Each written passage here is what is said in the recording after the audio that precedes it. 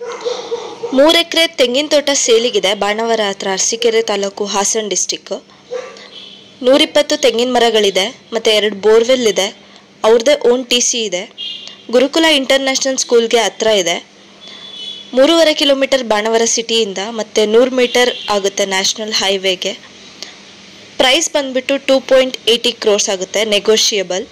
ಇನ್ನು ಹೆಚ್ಚು ಮಾಹಿತಿಗಾಗಿ ವಾಟ್ಸಪ್ಗೆ ಕಾಲ್ ಮಾಡಿ 9535431839. 3 acre coconut plantation for sale near Banavara city, Arsikere Taluk, Hasan district. 120 coconut trees with 2 borewells and own TC, very near to Gurukula International School. 3.5 kilometers from Banavara city and 100 meters from National Highway. Price are 2.80 crores, negotiable. Contact us today in WhatsApp 9535431839.